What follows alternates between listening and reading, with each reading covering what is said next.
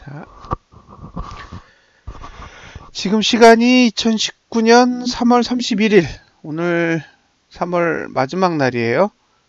일요일 오후 10시 14분입니다. 박지현님 오래간만이네요. 다른 건 잘 모르겠고요. 다우.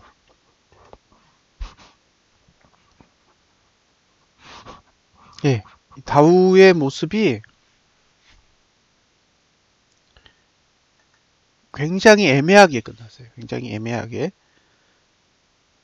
그러니까 이거는 전봉의 고점도 넘지 않았고 전봉의 저점도 깨지 않았어요.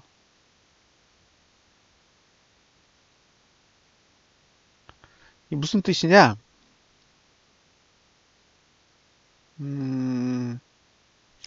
이거는 일단 상승이 진 거예요. 예. 지금 상태는 어찌 되었든 상승이 진 겁니다. 그러니까 이거는 기본적인 모습은 하락을 하겠다라는 뜻이에요. 하락을 하겠다. 자, 고가만 보자고요. 고가만 보면 이번 달, 그 다음에 하나, 둘, 셋, 넷, 다섯. 즉 5개월 동안은 고가의 투자 심리도는 오를 수가 없어요.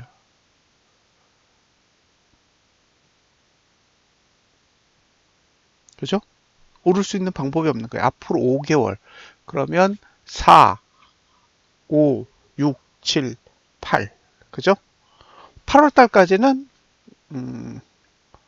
고가 투자 심도를 올릴 수 있는 방법이 없어요.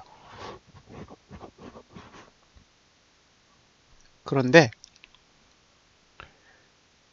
이런 경우에 억지로 올리는 방법이 하나 있어요. 예, 이렇게 만들어진 차트를 가지고 억지로 올리는 방법이 있다고요. 억지로 올리는 방법. 그걸 기억해 두셔야 돼요. 어떻게 하느냐? 예, 저점을 지킵니다. 계속. 의도적으로. 그러니까 어차피 하락하려면 전봉의 저점을 붕괴하고 내려가야 되거든요. 전봉의 저점을 붕괴하면서 내려가야 돼요. 이게 기본적으로 하락이잖아요. 그러니까 봉을 딱 놓고 보면 그 봉의 저점을 붕괴하기 전까지는 어떻게 보면 조정이라고 볼 수 있고요. 그 봉의 저점을 붕괴하면 이제 하락이 되는 거잖아요. 그런데 전봉의 저점을 붕괴시키지 않는 거예요. 그러면 어차피 떨어져 봐야 전봉 저점 근처까지밖에 안 가기 때문에 결국에는 고가를 낮추고 싶어도 낮출 수 있는 방법이 없는 거죠. 전봉의 저점을 열어주질 않으니까. 그래서 지금 상태에서는 애매모호한 거예요. 애매모호한 거. 그러니까 이게 완전히 하락시킬 의사가 있었으면 저렇게 아랫꼬리를 길게 안 두는 게 맞겠죠. 아랫꼬리를 길게 안 뒀으면 상대적으로 상승에 대한 시각을 접어버릴 텐데 지금과 같은 상황에서는 아랫꼬리가 상대적으로 긴 상황이기 때문에 어찌되었건 저가를 방어할 수 있는 빌미를 제공하고 있다고 봐요. 이제 시뮬레이션을 해보겠습니다.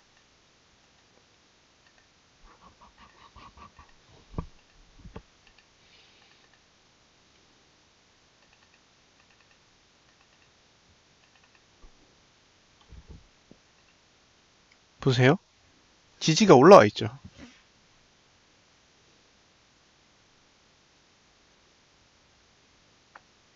여러분도 눈으로 보시다시피 이미 지지가 올라왔어요. 저 아랫꼬리 때문에.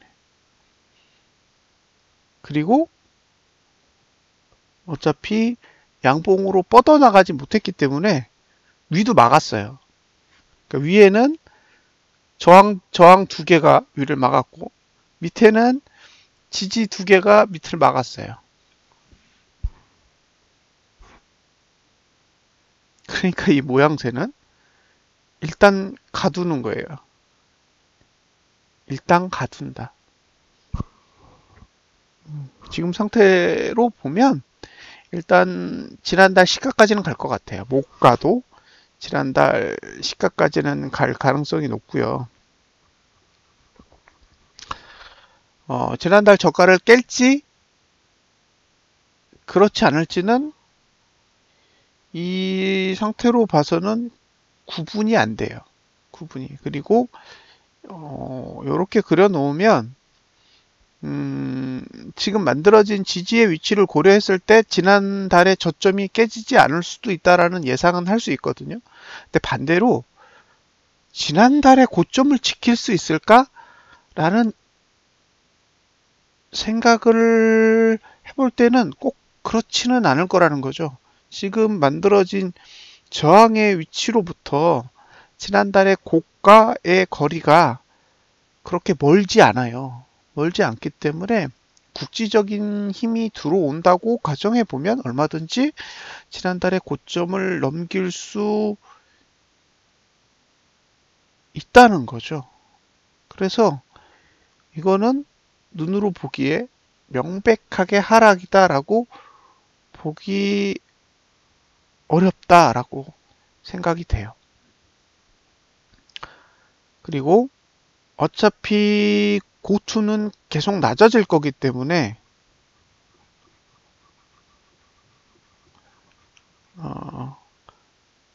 전봉의 고점을 넘는다고 해도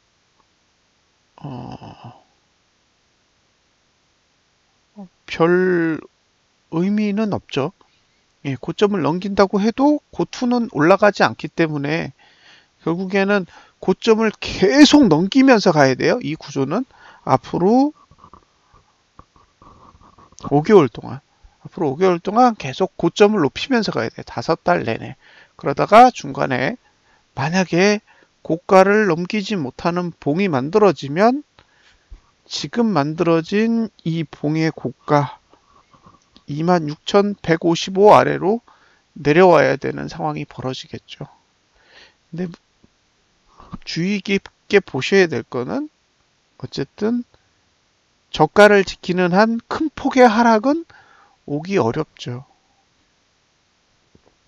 그래서 만약에 여기서 매수 전략을 가져가고 싶다. 다우 지수가 아니고 코스피에서. 그러면 결국에는 조정이 와야 되잖아요. 이번 달에 저점을 지난달, 이번 달이죠. 아직 3월이니까.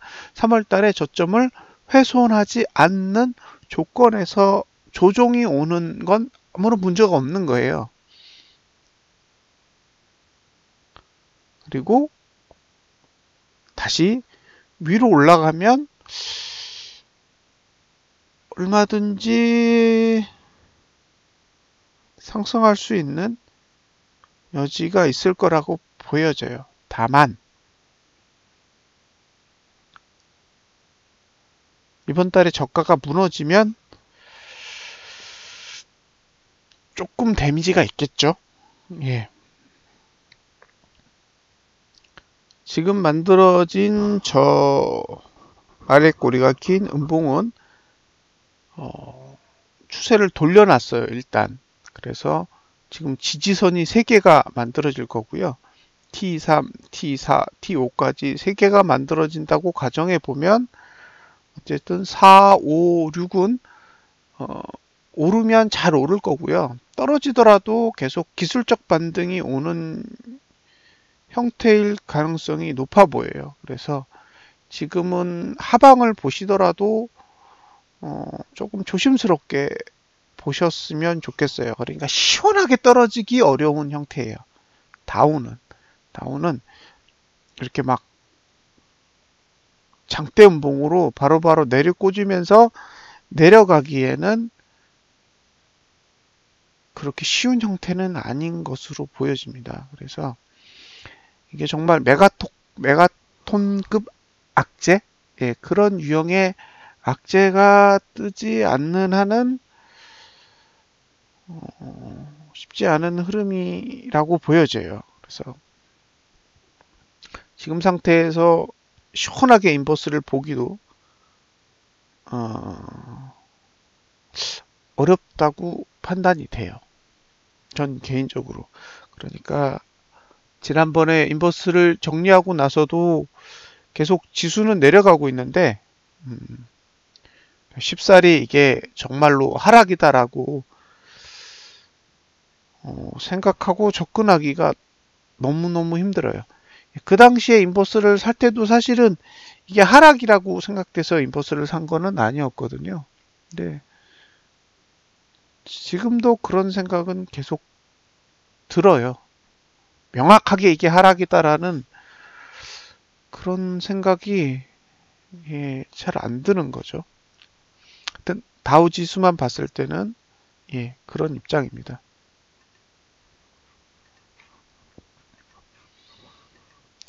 야간 선물은 0.60 정도 올랐어요. 그거를 지수로 퍼센트지로 환산하면 0.22%거든요. 0.22%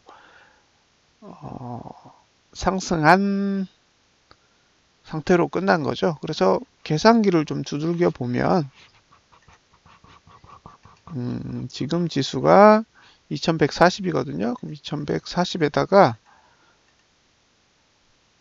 0.2니까 1.0022를 곱해보면 대충 2145 정도 보면 될 것 같아요. 그러면 시가가 2145가 될 텐데 더 나올 수도 있어요.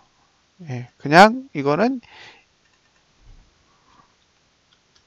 야선 기준으로만 보는 거지. 지금 다우는 꽤 많이 올랐잖아요. 그러면 시가를 충분히 왜곡할 수도 있는 여지는 있다고 보여집니다.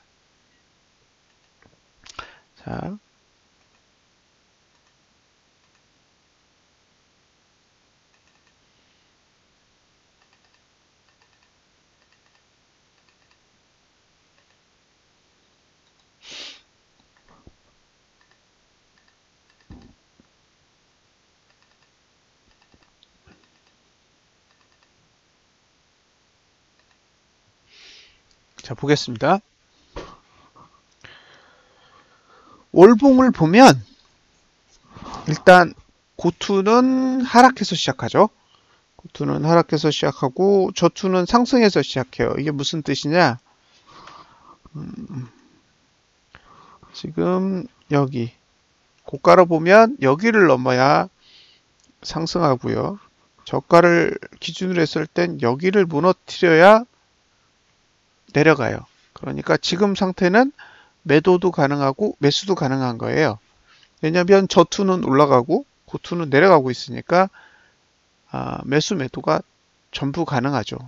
그런데 여기서 고민하셔야 될 게 뭐냐면 지금 2145가 기준이잖아요.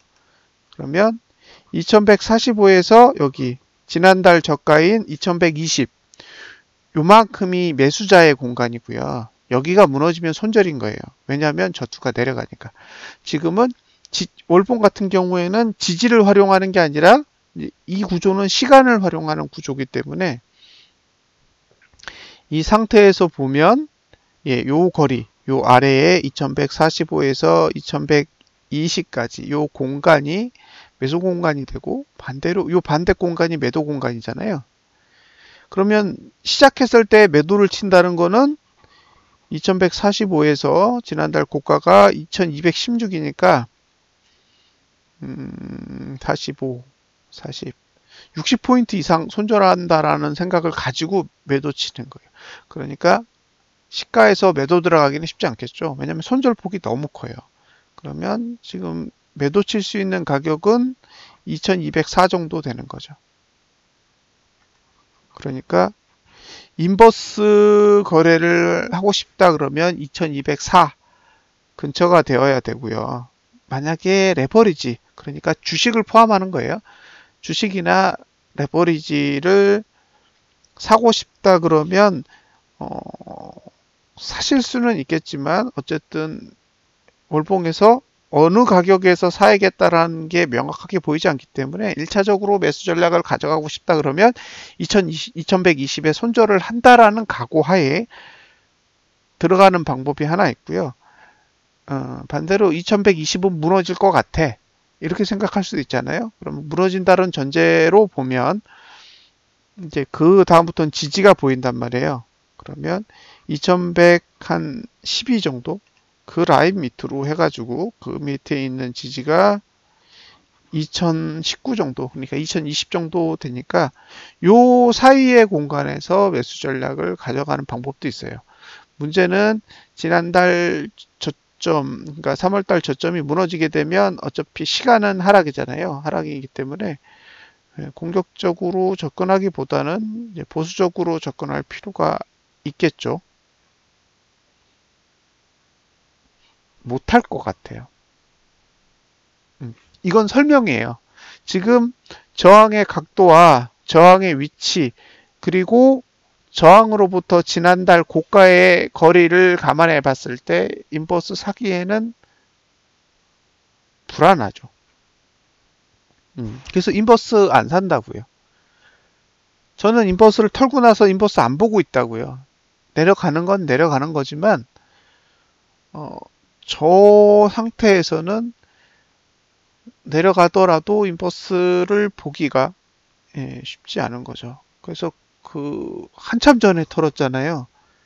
한참 전에 인버스를 팔고 나서도 인버스를 사지 않고 있는 가장 큰 이유는 막아주는 힘이 안 보여요. 그러니까 떨어지긴 하는데 이게 그냥 떨어지는 거지 위가 막혀서 떨어지는 게 아니죠. 왜냐면 이게 돌았어요. 그러니까 나나님 이게 뭐냐면 P5 저항을 찍으면 위 저항은 다 망가져요. 대부분 P5 저항을 이렇게 닿잖아요. 이렇게 닿으면 거기가 저항의 끝이거든요. 그래서 그 선을 기준으로는 저항이 전부 다 망가지는 거예요. 근데 저 상태에서 저항을 살리려면 장대 음봉으로 만들어야 돼요. 장대 음봉. 근데 저게 십자봉처럼 만들었잖아요. 그러니까 발달이 안 된 거예요. 저렇게 저게 어떻게 보면 이제 석별형 상태의 음봉이잖아요. 그러니까 저렇게 작은 양봉을 그리면 지지도 크게 발달이 안 되지만 저항도 발달이 안 되기 때문에 그 다음 봉에 저런 식의 음봉을 그린다고 해도 안 따라오는 거죠, 저항이. 그래서 지금은 지금의 상태를 보면 지지도 발달이 안 돼 있고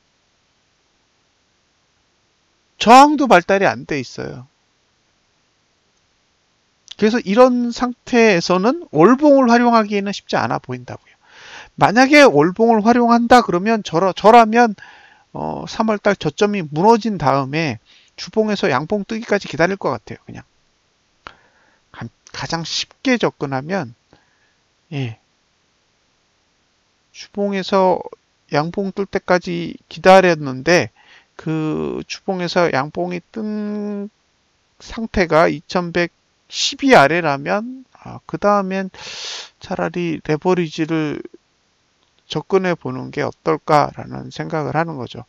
또한 그 상태에 도달했을 때 다우 지수가 3월 달에 저가를 깼으면 안 돼요. 안 깬 상태에서 그런 일이 벌어져야겠죠. 그래서 개인적으로는 인버스는 보유는 가능할지 모르겠지만 신규로 들어갈 자리는 안 보인다고 생각이 들어요. 그래서 저는 보유자가 아니니까, 그죠? 보유자가 아니니까 신규 자리는 아예 생각도 안 하고 있어요. 그래서 거래 자체도 관심을 끊고 있는 상태인 거고요. 그렇습니다.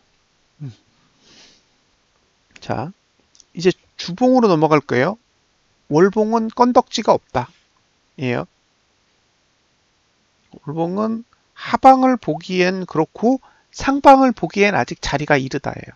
그러니까 하방은 보기가 싫고 상방을 보기엔 아직 공간이 있기 때문에 그 공간을 메꿀 때까지는 좀 기다려 봐야 되지 않을까 싶고, 그 다음에 공간을 메꿨는데 공간을 메꾸면서 3월 달에 저점을 붕괴하면 어쨌든 시간적으로 하방이 되기 때문에 예, 공격적인 형태보다는 보수적인 형태의 접근 전략이 필요해 보인다고 생각합니다.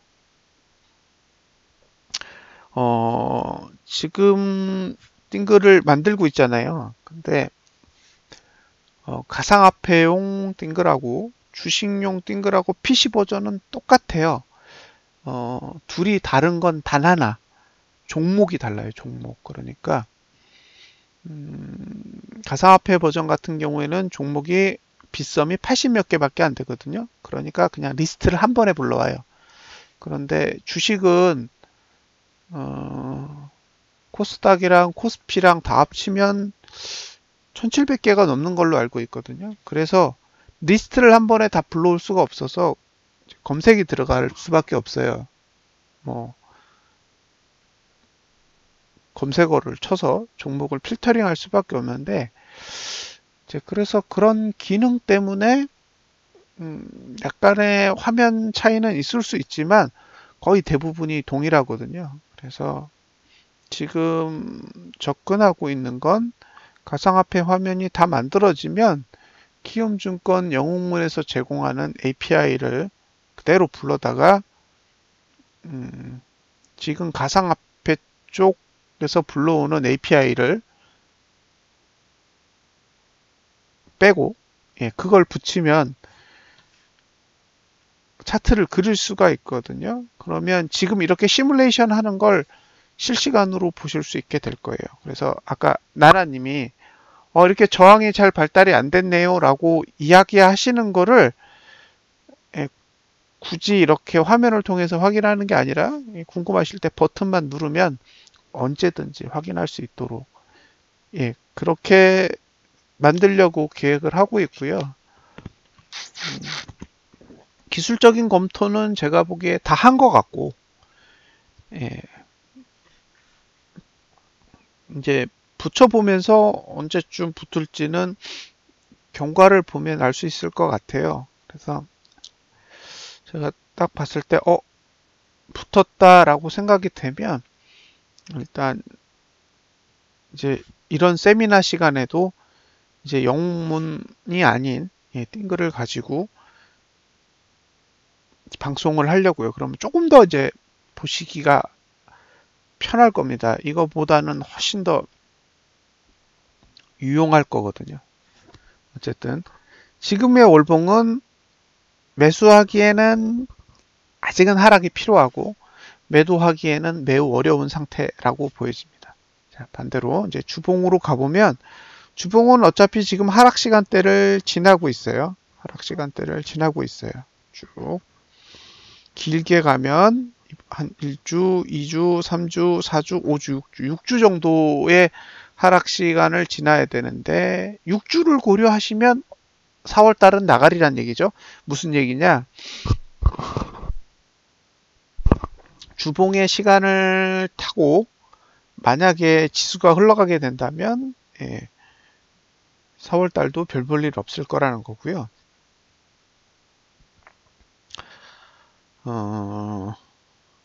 만약에 오를 거다라고 가정을 해보면 이때는 고가를 한번 깨야 되거든요. 오를 거면 이때 고가를 깨야 돼요. 왜냐하면 고가를 올릴 수 있는 주가 여기밖에 없기 때문에. 그러면 이번 주가 아니고 다음 주가 양봉이 나야 돼요. 다음 주가. 그러니까 이번 주가 아닌 다음 주가 양봉이 나면 그 다음 주에 올라가 버리면 이제 방향이 틀어질 거란 말이에요. 그러니 그 얘기는 무슨 얘기냐?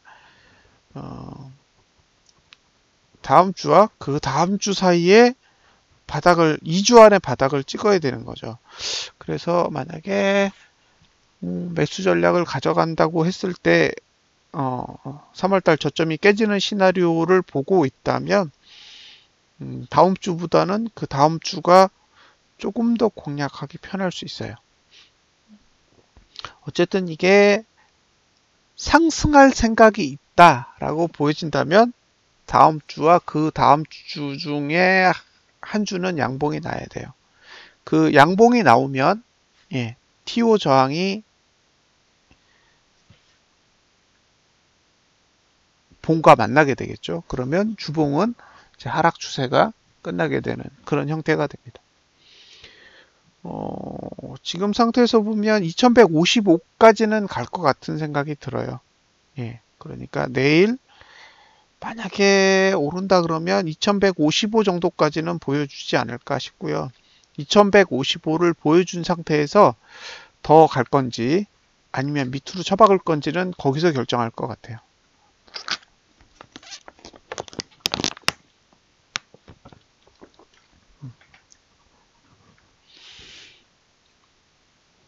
일봉은 아래 위 다 열었습니다. 그러니까 일봉에 대해서는 언급할 게 없고요. 주봉은 2155 정도에 막았고요. 아래로는 2130 정도거든요. 그러니까 만약에 매수 전략을 가져가고 싶다 그러면 2130선에서 한번 노려보셔야 되고, 매도 전략을 가져간다 그러면 2155선 위에서 한번 고려를 해보셔야 될 것 같아요. 그 방법 외에는 월봉도 일봉도 힌트가 없어요. 그래서 전략은 딱 주봉만 보고 결정을 하셨으면 좋겠어요. 제 개인적인 생각은 이번 주는 포기한다. 그러니까 다음 주는 포기한다고요. 매수한다 그러면 그 다음 주에 정말 집중해서 한번 노려보면 어떨까?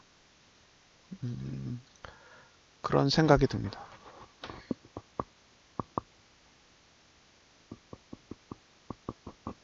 그 다음 주는 깨끗해요. 다음 주 말고 그 다음 주는 완전히 깨끗한 상태거든요. 이번 주도 아니 다음 주도 그렇게 나쁘지도 않아요. 월봉 지지는 각도가 좋아요. 내려오면 그러니까 내려오는 게 만약에 다음 주에 내려오면 그 다음 주에 감을 거잖아요.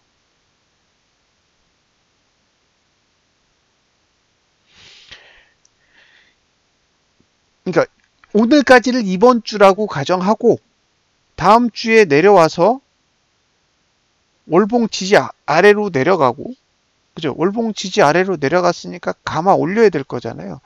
그 감아 올리는 시점이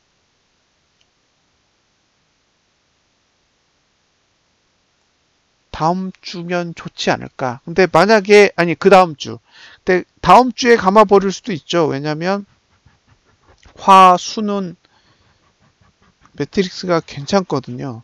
근데 만약에 다음 주에 감아 버리면 조정폭은 안 클 것 같아요. 만약에 다음 주에 감는 구조라면 생각보다 조정폭이 크지 않을 것 같고요. 그러면 기껏해야 2110선까지 내려왔다 올라가지 않을까요?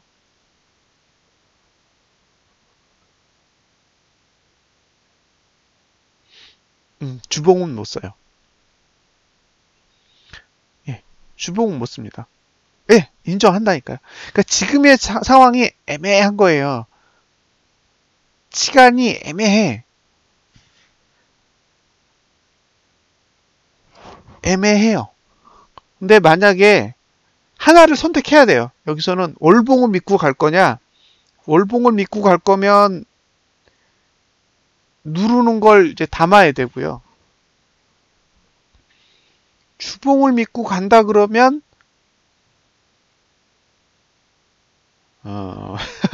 그러면 다음 주에 양봉이 나야 돼. 그럼 그 다음 주에 사겠죠.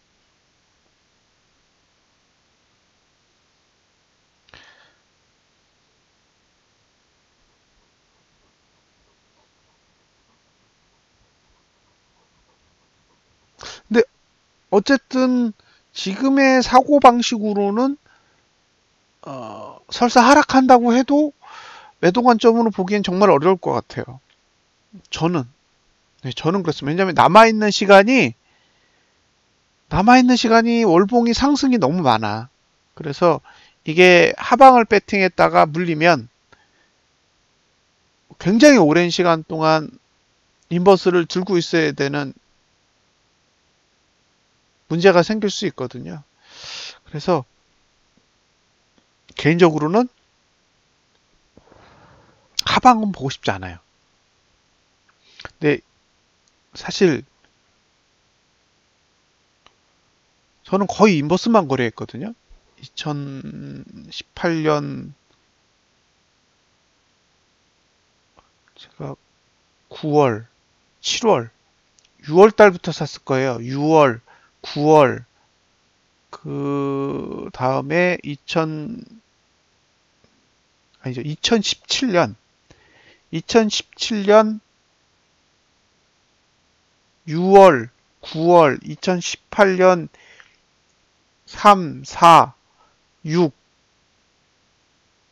그 다음에 올해까지 한 6, 7번을 인버스 2X만 거래를 했는데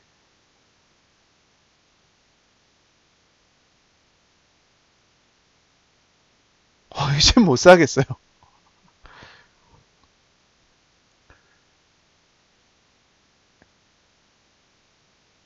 못 사겠어요. 이제는 저는 인버스는 못 사겠습니다. 솔직히 산다고 해도 지금은 아닌 것 같아요. 레버를 봐야 되는데 이제 레버를 어떻게 볼지가 이제 관건이죠. 비록 지수가 하락하는 상황이 와도 지금은 레버를 봐야 돼요. 예, 어쩔 수 없이 지금은 제 입장에선 제 논리 구조라면 지금은 레버리지를 봐야 하는 상황이지 떨어지더라도 인버스를 담을 수 있는 구조는 아닌 거죠. 그래서 이게 매집을 할 건지 아니면 타이밍을 노릴 건지는 약간의 시간적 고민이 조금 더 필요해요. 어차피 2112가 무너져야 매수 전략을 가져갈 걸 고민할 테니까요. 예. 그래서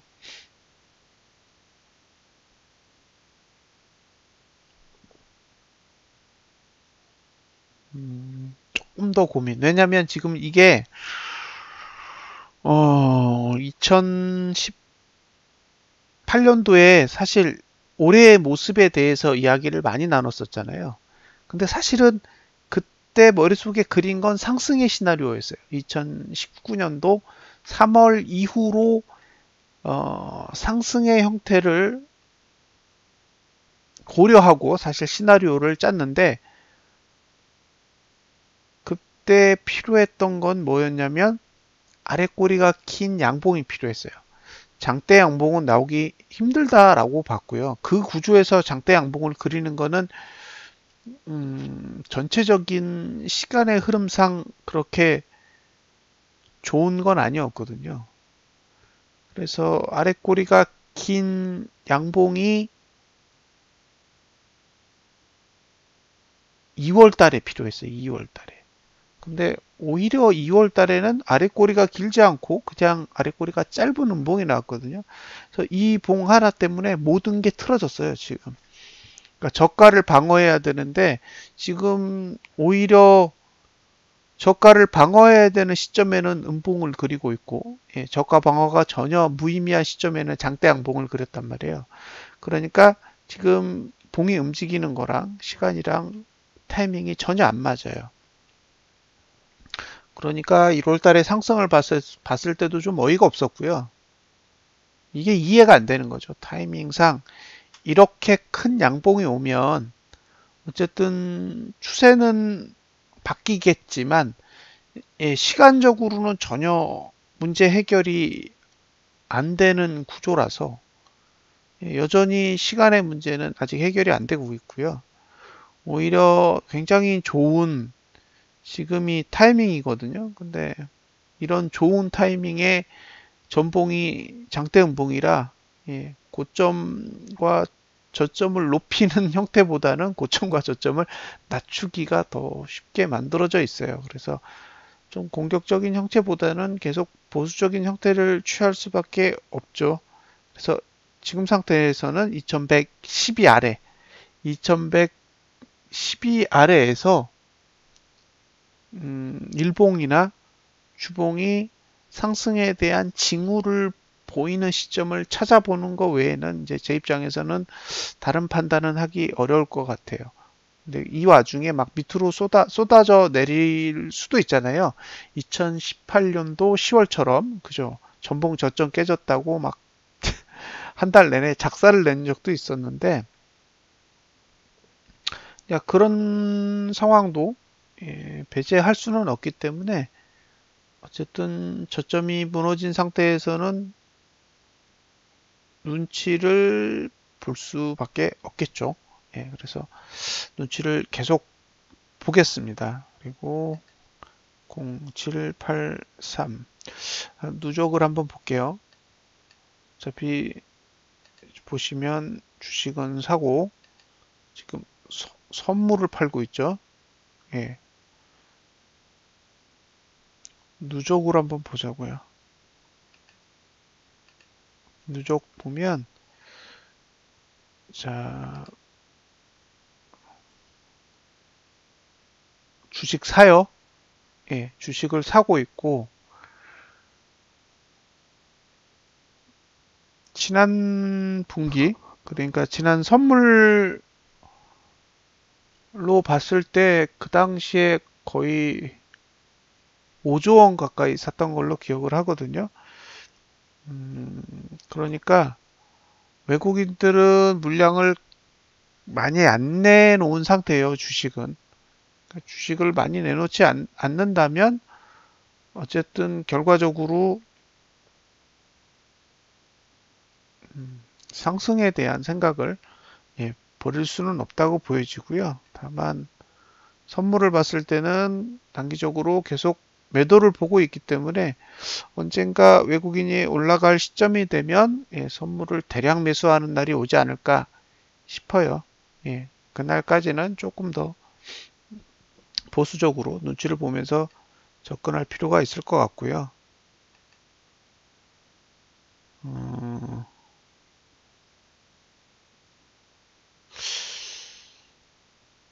지금 풋옵션을 매도 치고 있잖아요. 요게 살살 눈에 들어와요. 아직은 돈이 크지 않은데 어쨌든 콜매도 치는 거에 비해서는 콜은 다 팔아먹었어요.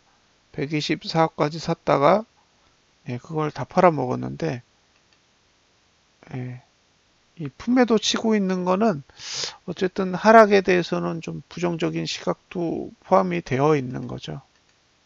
지금 눈치 볼 거는 언제 선물을 대량 매수하느냐죠. 예, 어차피 주식은 사들이고 있으니까요. 그리고 지금 큰 돈이 움직이고 있는 것 같지는 않아요. 막 주식을 뭐 수천억 원씩 팔거나 수천억씩 사거나 이런 모양새는 아니고 그냥 몇백억 단위에서 천억대 한 2천억 넘지 않은 범위 내에서 왔다 갔다 하고 있으니까요. 어쨌든 파생만 갖고 뭐 흔드는 상황이 아닌가 싶은 거죠. 그래서 개인적으로는 계속 상방의 입장을 취하되 예, 자리를 잘 찾아보는 예, 그런 생각을 갖고 보려고 하고 있고요.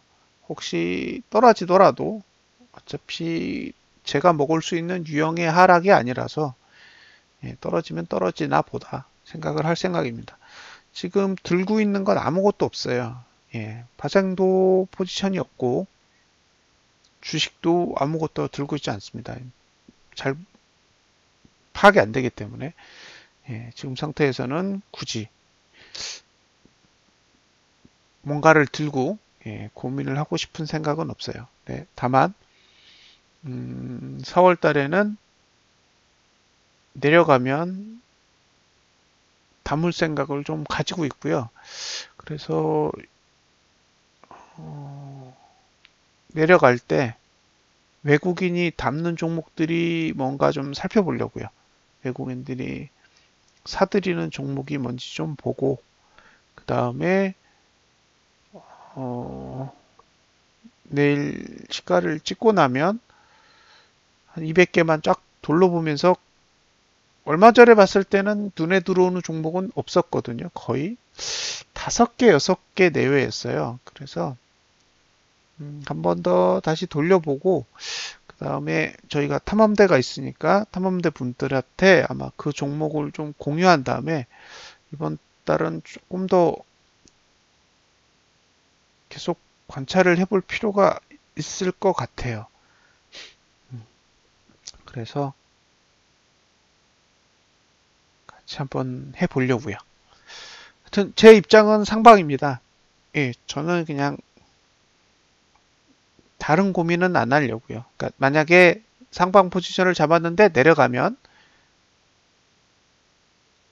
거래를 그냥 포기하는 거지 내려간다고 하방 포지션을 잡고 싶은 생각은 없어요. 보통 거래할 때는 일반 지수 확인 후 이번 달에 종목 필터링 한 거에 대해 살펴보시나요? 4월 필터링 할 때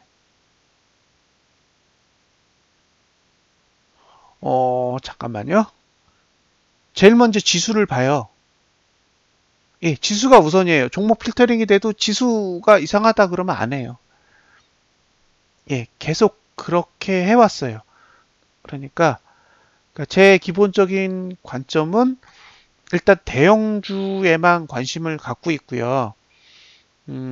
작은 주식이나 코스닥 주식 쪽은 거의 관심을 갖고 있지 않기 때문에 대부분 지수의 영향을 받고 있는 종목들만 대상으로 해서 관찰을 합니다.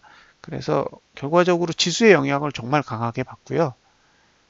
그래서 지수가 어느 정도 상승할 수 있는 여력이 보여진다 그러면 이 종목에 대한 관심을 그대로 유지하는데요. 만약에 지수가 우리가 생각했던 것보다 완전히 다른 흐름을 보여줄 때는 종목 자체를 그냥 포기해버려요. 왜냐하면 파악이 안 될 거라는 거를 이미 아는 거죠.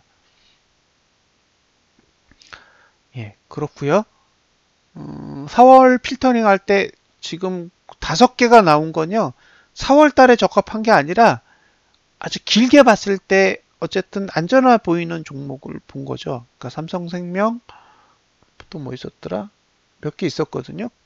그나마 하락장이 와도 조금 괜찮아 보였던 종목들이 한 5, 6개 있었는데 그거 말고도 몇 개만 조금 더 찾아보려고요. 예. 그 다음에 레버리지나 인버스를 거래하는 이유는요. 일단 다른 종목보다는 안전도가 높아요. 그 안전도가 높다는 거는 첫 번째로는 상패가 안 되고 두 번째로는 변동폭이 적어요. 그러니까 상장 폐지가 없고 변동폭이 적고 이슈에 민감하지 않아요. 그러니까 보통 주식을 하시는 분들 뭐 오늘 같은 경우 한번 따져보면 코오롱 생명과학인가요? 그쪽 보면 이번에 임상 뭐 철회한 거 있어요. 그런 식으로 개별적인 이슈가 발생하면 변동성이 어마어마하게 커지거든요. 그런데 그런 것들은 우리 같은 일반 투자자분들이 캐치해내기가 쉽지가 않아요. 솔직히. 그래서 그렇게 너무 예측하기 쉽지 않은 이슈를 가지고 영향을 크게 받는 그런 부분보다는 어차피 지수라는 건 덩치가 꽤 크기 때문에 노출이 많이 돼요. 우리가 생각하는 것보다 대부분의 뉴스들은 노출이 상당히 많이 되고요. 그래서 분석하기가 개별적인 종목보다는 조금 용이한 편이고, 그 다음으로는 거래량이 굉장히 많아요.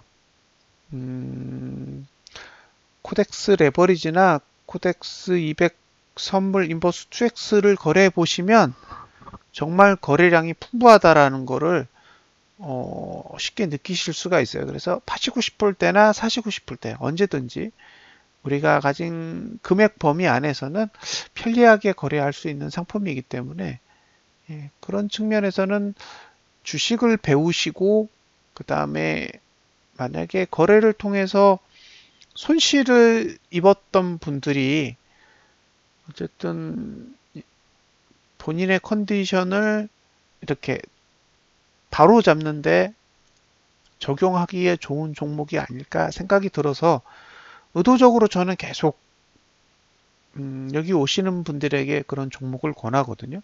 그 레버리지나 인버스를 권하는 이유는 본인의 매매와 관련된 사고의 체계를 확립하는데 나름대로 정말로 도움이 될 거라고 생각하기 때문이죠. 그러니까 제가 저는 대한민국에서 최고의 레버리지 전문가이고, 예, ETF에 대해서 엄청나게 잘 알고 이런 거 아니에요. 예, 저보다 뛰어난 사람들이 이 세상에 얼마든지 많다고 생각을 하고요. 제가 ETF의 전문가이거나 고수라고 생각해서 여러분들한테 그 거래를 권장하는 게 아니에요. 단지 본인을 컨트롤하기가 상대적으로 다른 종목보다는 쉬운 거죠. 그래서 좀 더 컨트롤하기 어려운 이제 개별 종목으로 넘어가기 전에 충분히 연습하실 수 있는 그런 상품이라고 판단이 되기 때문에 계속 여러분들한테 지수 차트를 보시라고 의도적으로 요구를 하는 거죠. 사실 지수를 보는 방법에 대해서 설명해 주는 사람이 많지는 않아요. 지수는 실체가 없는 거잖아요. 예, 뭐 시가총액이 우리가 말하는 주식처럼 그런 유형도 아니고, 그다음에 호재나 악재가 그렇게 일관적이지도 않아요. 그래서 지수를 분석하는 거를 어느 정도 익숙해지면 종목을 분석하는 것도 어쨌든 기술적인 측면에서는 가능해지는 거니까요. 예, 저는 해보시는 게 좋다라고 생각이 돼요. 물론 이제 선물 옵션이나 이렇게 파생 상품으로 가면 주식보다도 훨씬 어렵고 머리도 엄청나게 아파지지만, 그렇게 복잡한 상품이 아닌 그냥 ETF처럼 그 정도 수준의 상품으로 접근을 해보시면 나름 괜찮다고 봐요. 예. 사놓고 상패당할 걱정 전혀 없고, 뭐 감사 의견 이런 거 나올 일 없잖아요. 거래 정지도 없고. 그리고 정말로 잘못됐다고 판단됐을 때는 여러 가지 방법으로 보호할 수 있는 그런 방법도 있기 때문에, 어쨌든 거래를 배우시는 데는 만약에 본인이 시작하시는 분이거나 아니면 경험이 있어도 제대로 된 분석 기준을 가지고 있지 않으시다면 큰 수익이 나지는 않겠지만 나름 해볼 만한 가치는 있다라고 판단이 되고요. 그리고 이제 여기 지금 56분 정도가 지금 방송을 듣고 계신데, 만약에 본인이 큰 자금을 굴린다 그러면 반드시 거쳐가셨으면 좋겠어요. 왜냐면 자금이 크면 클수록 어쨌든 심리적으로 자신을 컨트롤하는 게 쉽지가 않기 때문에, 예, 자신을 컨트롤할 수 있는 그 평정심이라고 할까요? 그 평정심을 유지할 수 있는 훈련을 충분히 거쳐 보시고 나서 개별 종목으로 넘어가시면 지금보다는 조금 더 좋은 거래를 하실 수 있지 않을까 싶어요. 어떤 생각을 하냐면요. 가끔 본인이 보유하신 종목에 대해서 이야기를 꺼내시는 분들이 있는데 그분들이 가지고 있는 생각 중에 제가 나쁘다라고 생각되는 거가 뭐냐면요. 뒷수습이 안 돼요. 그 생각이. 그러니까 그분이 생각하는 게 좋다, 나쁘다라고 판단할 수는 없어요. 그건 그분의 세계니까. 근데 뭐가 보이냐면 뒷수습이 안 된다고요. 그러니까 그 생각이 돈만 벌기 위한 예, 그 목표에만 생각이 몰입되어 있고 그 목표로부터 벗어나 있는 상황에 대해서는 그다지 관심이 없는 거죠. 그래서 본인의 목표를 향해 주가가 움직일 때는 아무런 문제가 없어요. 예, 근데 그걸 벗어나는 순간부터는 너무 큰 문제를 야기하게 돼요. 예, 근데 처음부터 그 생각부터 배우셔야 되거든요. 이게 잘못됐을 때 나는 어떻게 할 것인가가 첫 번째예요. 나는 여기서 들어가면 무조건 돈을 번다라는 건 없어요. 그렇게 돈을 벌 수 있으면 얼마나 좋겠어요. 근데 그런 건 존재하지 않기 때문에 결국에 내가 들어갈 때 성공할 것만 고려하는 게 아니라 실패할 걸 먼저 고려하는 거죠. 내가 이 상황에 매수를 했을 때 만약에 실패를 한다면 어떻게 할 것인가? 손절할까? 홀딩할까? 더 살까? 머릿속에 그게 다 들어있어야 돼요. 그러면 실제로 그런 상황이 발생했을 때 그때가 떠올라요. 처음에 내가 어떻게 할 건지에 대해서 생각을 해봤기 때문에 문득 그 처음에 했던 생각들이 떠오른다고요. 그러면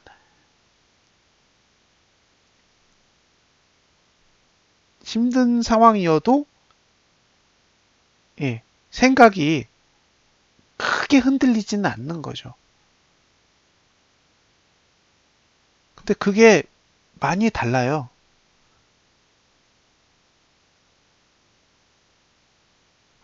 많이 다르다고요. 이걸 경험해 보셨으면 좋겠어요. 지금까지 인버스 거래를 쭉 해왔잖아요. 6번, 7번 정도를 거래를 했는데 사실은 한 번도 안 잃었어요. 인버스로는. 예. 그 옵션 샀다가 말아먹은 건 있어도 인버스를 사가지고 말아먹어 본 적은 없는 것 같아요. 큰 돈이든 작은 돈이든. 근데 그게 매번 맞을 수는 없는 거잖아요, 사실. 그만큼 생각의 기준이 잡혀 있으면 유용하다는 거죠.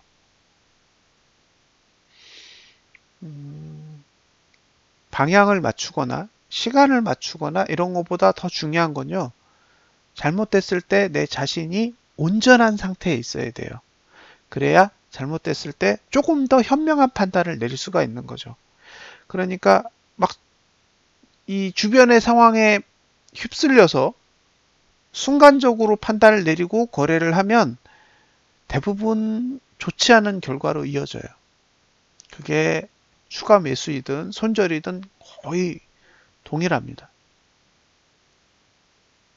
충분한 생각이 먼저 담보가 돼야 돼요. 굉장히 오랜 시간 동안 생각을 먼저 해보고 그 생각에 대한 결론이 행동으로 옮겨지면 그 행동에 대한 책임을 본인 스스로가 질 수 있어요. 그게 손실일 수도 있고 수익일 수도 있지만 중요한 건 손실을 내든 수익을 내든 정신 상태는 계속 온전하게 유지가 된다는 거죠. 그런데 그게 안 되면 막 정신 상태에서 난리가 나요. 그러면 본인 스스로 해결이 안 되니까 다른 사람 찾아다니고, 예, 다른 사람 찾아다녔는데 대부분 다른 사람을 찾아도 여러분이나 저나 똑같은 수준이기 때문에 똑같은 수준의 사람에게 물어봤으니, 예, 듣는 답변도 별반 차이가 없는 거죠. 그런데 상대방이 엄청난 지식을 갖고 있다라고 착각을 하시고 그 사람 말을 듣고 행동을 했다가 손실이 더 커지죠. 그러면 이제 수습이 안 돼요. 예. 그게 이제 뭐 옆 카페에서 벌어지고 있는 소송 사건처럼 이제 커질 수도 있는 그런 계기가 되는 거죠. 그래서 중요한 건 남이 아니라 나고요. 그 다음에 거래가 아니라 생각이에요. 내가 제일 중요하고 내 생각이 제일 중요한 거지. 내가 어떻게 거래를 하느냐와 누가 나에게 어떤 말을 하느냐는 전혀 중요한 게 아니거든요, 사실. 이건 다 참고할 사항인 거예요. 그죠? 제일 중요한 건 내가 어떤 생각을 했느냐죠. 그 생각이 있어야지만 그 생각이라는 걸 가지고 거래라는 행위를 옮기고, 그죠? 그 거래에서 발생하는 모든 문제들을 대응할 수 있어요. 근데 내 생각이 애초에 없으면 아무것도 못해요. 재수가 좋아서 본인에게 추천해 주신 분들의 픽이 잘 맞아서 수익이 나면 서로 윈윈할 수 있지만 그게 아니라 잘못된 픽을 받아서 손실이 났을 경우에는 뭐 인간관계는 당연히 깨질 거고요. 금전적인 피해도 엄청나게 발생을 할 거라고요. 그래서 안전한 상품, 변동성이 작은 상품을 가지고 충분히 연습을 해보세요. 그리고 여러분들이 나이가 어떻게 되는지는 모르겠지만 저보다 연세가 많으신 분들도 계실 거고요. 저보다 어린 분들도 계실 텐데 길게 보세요. 80세까지 산다고 쳐도 한 60세 이상까지는 거래하실 수 있고요. 그러면 최소한 제 나이 기준으로도 15년 이상 거래가 가능할 텐데 오늘 내일 이번 달 다음 달 내에 승부를 건다는 것 자체가 무모한 거라고 생각해요, 저는. 그래서 좀 길게 보시고 긴 로드맵을 갖고 접근을 하셨으면 좋겠습니다. 자, 그 다음에 주식으로 넘어가서 0187인가요? 0187 빛의 속도로 남은 시간 동안 한번 종목을 볼게요. 짠. 삼성전자는 음봉으로 끝났죠? 불안해요. 삼성전자는 음봉으로 끝났고 하이닉스는 양봉으로 끝났어요.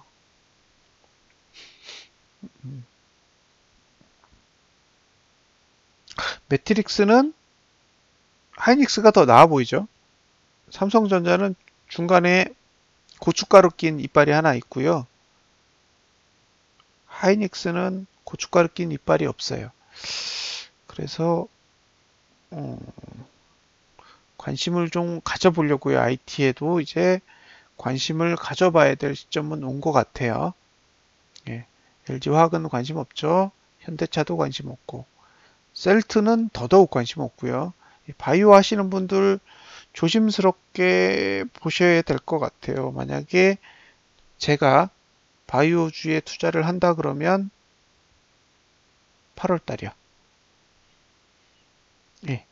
저보고 바이오주 언제 살래? 그러면 저는 8월 달 정도를 보고 그때 가서 계획을 세울 것 같아요. LG 생거는 뭐 어차피 이건 너무 올라서 따라갈 생각 없고요. 포스코도 이제 한 번쯤 관심을 가져야 될 때가 오고 있는 것 같긴 한데 이게 좀 거래량이 늘었어요. 요게 밉상이에요.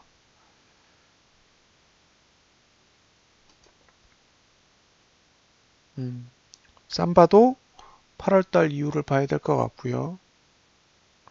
네이버는 음봉인데 뒤에 시간으로 봐도 하락 시간대가 걸려 있으니까 네이버는 관심 없고요. 텔레콤은 이번 달까지 상승이고 다음 달부터 6개월 동안 하락 시간에 들어가는데 지금이 음봉이니까 별로 관심 없고요. 삼성물산도 음봉이고, 모비스.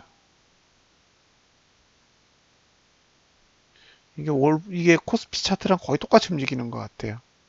지금 딱 형태 보면 거의 유사해요. 그래서 얘는 좀 관찰을 해보려고요. 너무 코스피랑 똑같이 움직여서. 그다음에 은행주들이 분위기가 안 좋아요. 신한지주, 그다음에 KB도 이렇게 생겼던 것 같아요. 그죠? KB. 예, 은행주들은 아직 저번에 한번 무너지고 나서 자리 못 잡는 것 같고요. 그다음에 한국전력도 고점에서 무너졌기 때문에 관심 없고, SK도 멍이 나고 있고, SDS는 이건 시간은 2달이 더 있어요. 예, 그래서 만약에 추세 매매를 하실 분이라 그러면 관심 가져볼 만한 거죠. 가상화폐요? 가상화폐 아직 안 했는데요. 그다음에 은행 이것도 별로. 삼성생명은 이미 고투저투가 지금 올라가 있는 상태예요. 이거는 꽤 오랜 시간 가는 거거든요. 그래서 아니요. 음, 이거는 계속 관찰해 볼게요. 제가 삼성생명 지수가 올라갈 모양새를 보일 때까지 계속 관찰해 보겠습니다. 이노 관심 없고 SDI도 그렇고 기아차도 별로, 삼성화재 별로, KTNG도 무너졌고 LG는 한 달 더 남은 것 같아요. 개인적으로 저는 LG 계열 회사는 LG 계열이랑 두산 계열은 어, 가까이 가고 싶지 않아요. 아모레 아무래도 뭔가 훈풍이 불 수 있는 듯한 느낌인데 아직 약발이 안 먹히고 있어요. 은행주는 다 안 좋아요. HS소프트 이거는 게임주들은 고점에서 다시 튕기고 있는, S-오일 이것도 안 좋고 케미칼도 안 좋고 100개까지만 볼게요. 현중도 무너졌죠. 기업은행도 안 좋고 전기, KT, 디스플레이도 고점에서 무너지고 있고 코웨이도 고점에서 목나고 강원랜드는 POGG에서 양봉이라 이것도 그닥. LGU 플러스 얘는 차트는 예쁜 것 같아요. 원래 올라가려면 차트 이렇게 그려야 되거든요. 근데 문제는 뒤에 시간대가 전부 하락이에요. 한원 시스템도 별로. 현대제철은 왕창 무너졌고 현대건설, 아모레지는 시간만 좋아요. 시간만. 그다음에 현대중공업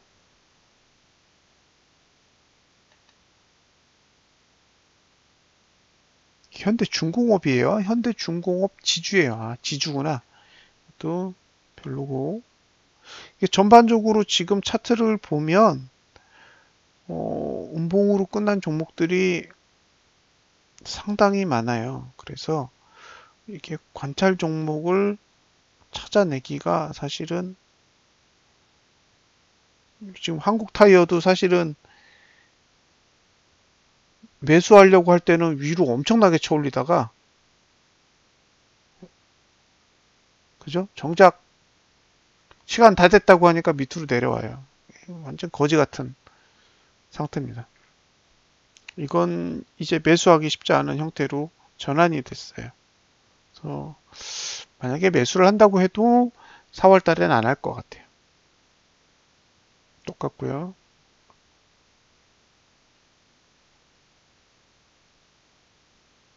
이 친구도 한 달이 더 남았죠. 매수한다 그러면 매수 기회가 이게 남아 있어요. 오리온도 그렇고 이건 매수 기회 다 쓴 거예요. 마지막 지지를 다 쓰면서 올라간 거라. 이것도 대한통운도 무너졌고 호텔신라 이건 잘 가네요. 이거는 매도 칠 이유가 없는 종목. 네, 이건 아예 손 댈 수가 없고요. CJ.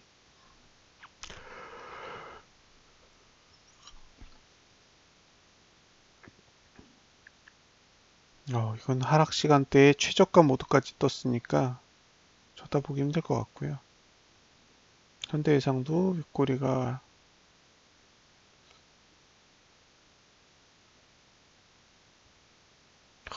이것도 시간이 애매해요. 아주 애매한 자리에다가 팟캣 지금 87번 대한항공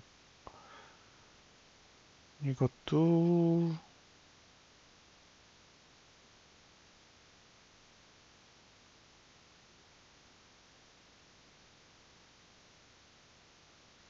LG 이노텍은 분위기가 좋아 보이네요. 예, 분위기 좋아 보여요. 자, 100번까지 봤는데 전반적으로 차트들이 다 그렇게 좋은 모양새는 아니에요. 그래서 지금은 이 종목이다라고 생각하고 접근을 하기에는 쉽지 않아 보이고요. 그래서 상황을 보면서 지수의 상황을 보면서 판단하는 수밖에 없을 것 같아요. 그냥 얼핏 종목만 봐서는 예, 타이밍을 잡아내기가 쉽지 않아 보여요. 예전에 뭐 9월, 10월, 11월 이럴 때 종목을 필터링 했을 때는 그래도 열 몇 개씩 나왔었는데 지금은 그 정도가 나올 수 있는 상황이 아니거든요. 그래서 조금 더 부정적으로 보고 하지만 매수 전략에 대한 부정이 아니라 아직 살만한 종목이 없는 거니까요. 그렇다고 관점을 하방으로 보기에는 지금 지수가 그렇게 높은 지수대는 아니기 때문에 어쨌든 계속 관심을 가지고 모니터링을 해보겠습니다. 대우건설이 이건 좋은데요? 이건 좋아 보여요. 이건 그냥 딱 이번 달 저점에다 손절 걸고 사시면 돼요. 이건 이번 달에 손절 걸고 그냥 사시면 되는 거예요.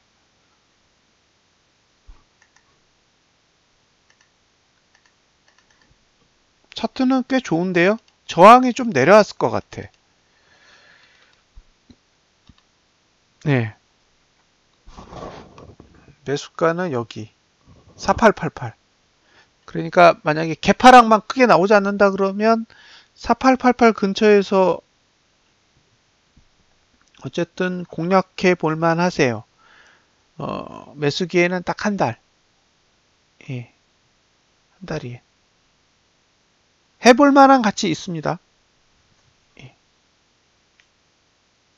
보유는 3달까지 가능하고 기회는 딱 한 번이에요. 그래서 이게 만약에 음봉으로 끝나면 4월달 음봉으로 끝나면 이제 기회가 없어지는 거죠. 그런데 4888 정도 찍고 나서 장대 양봉으로 올라가면 그냥 들고 계셔도 되는 그런 유형으로 보여집니다. 자, 시간이 다 됐죠? 자, 이렇게 해서 오늘 방송은 마무리 짓도록 하겠습니다. 감사합니다.